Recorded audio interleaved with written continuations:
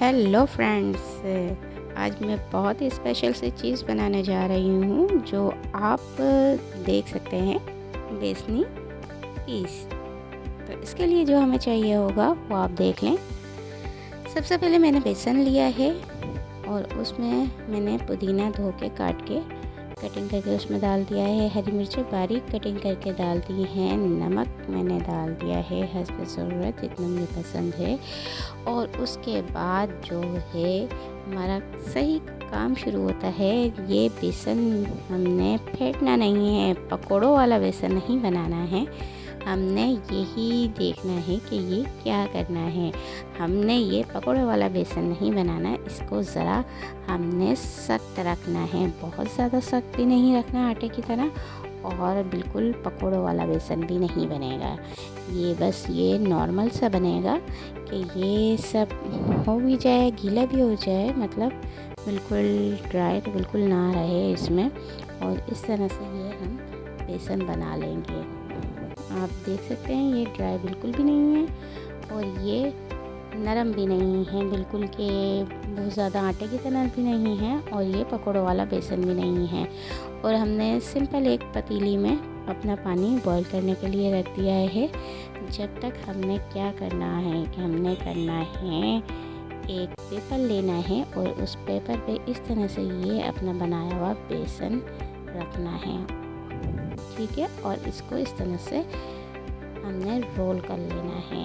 बहुत ही इजी तरीके से ये बनेगा और जो है बहुत इजी और बहुत ही टेस्टी सी डिश बनती है। ये अक्सर लोग इसको नहीं जानते हैं, लेकिन ये बहुत ही इजी सी, बहुत टेस्टी सी, और बेसन के तो आपको पता है हर चीज़ ही बहुत अच्छी बनती है। जल्दी से मुझे लाइक और सब्सक्राइब कर दीजिए। मैं हूँ अंबर और आप देख रहे हैं फातिमा टीवी। फातिमा मेरी क्यूट सी बेटी है, 1.5 साल की, उसके नाम पे मैंने बनाया है। ये हमारा पानी बॉयल हो गया है। यहाँ जो हमने पानी रखा था, ये हमारा पानी बॉयल हो गया है। अब जो हमने ये अपने बेसन के बनाए थे रोल से, ये हम इसमें छोड़ देंगे। हमने इसको बस नॉर्मल आंच पे पकाना है। आंच का भी कोई इशू नहीं है कि आप इसे बहुत हल्की आंच पे पकाएं, तेज़ आंच पे। बस इसे आप 10 मिनट पका लें। 10 मिनट पका लें तो ये इस शक्ल में आ जाएंगे। आपने सोचा था ये इस शक्ल में आएंगे? नहीं सोचा होगा यकीनन। जी, ये इस शक्ल में आ जाएंगे आपके। ये पेपर छोड़ देंगे, अगर नहीं छोड़ें तो आप इसे छुड़ा लें। बहुत ही ईजी तरीके से पेपर इसका अलग हो जाता है। और हम अब इसको थोड़ा सा ठंडा करके इसके सिंपल पीस कर लेंगे। ये पीस अमूमन देखने में इस तरह से भी लगते हैं जैसे मछली के पीस हों। मेरी वालदा अल्लाह जन्नत नसीब करे, वो तो कहती भी यही थी कि ये तो मछली के पीस लगते हैं।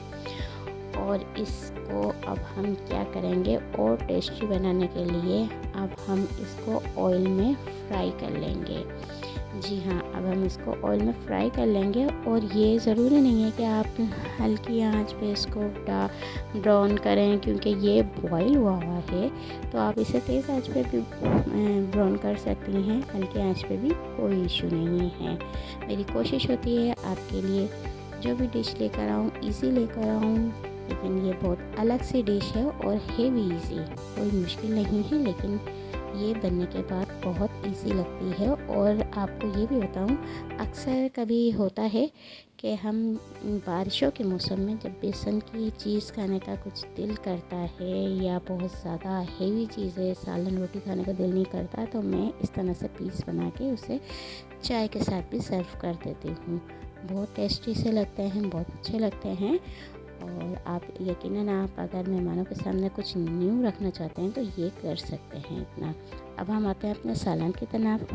लहसुन, अदरक, प्याज हम ब्लेंडर कर लेंगे, और ये मसाले हम अपना सालन बनाने के लिए यूज़ करेंगे। और उसमें हम टमाटर यूज़ करेंगे, आप चाहें तो दही भी यूज़ कर सकते हैं, नो इशू। अब हम अपना घी गरम करते हैं, और उसमें सबसे इम्पॉर्टेंट जो चीज़ होती है हमारी मेथी दाना। जी हाँ, इस डिश में अगर आप मेथी दाना यूज़ करेंगी तो बहुत टेस्ट अलग ही आएगा। मेथी दाने के बहुत से फ़ायदे भी होते हैं। मुझे अक्सर मेरे कमेंट आए हैं कि आप जो चीज़ें बनाती हैं उसमें कुछ अलग सी चीज़ें होती हैं, देसी चीज़ें होती हैं। तो वही मैं देसी ही चीज़ें यूज़ करती हूँ ताकि जो हम खाएं वो देसी हो और हमारी सेहत के लिए फ़ायदेमंद हो। नुकसानदेह तो बहुत दूर की बात है। मैं चाहती हूँ कि सालन का सालन हो और फ़ायदा का फ़ायदा हो, हमारी देसी चीज़ें हों। और वो सब हमने मसाला भून लिया है, हम अपना सालन तैयार कर दिया है। देख लीजिए ये सालन की शक्ल है, ठीक है। इस तरह से ईज़ी तौर पे हम अपना सालन हमने बना लिया है। तो ये देख लीजिए हमारी डिश तैयार हो चुकी है। और फ्रेंड्स, डिश अच्छी लगी हो तो मुझे ज़रूर सब्सक्राइब कीजिएगा। अल्लाह हाफ़िज़।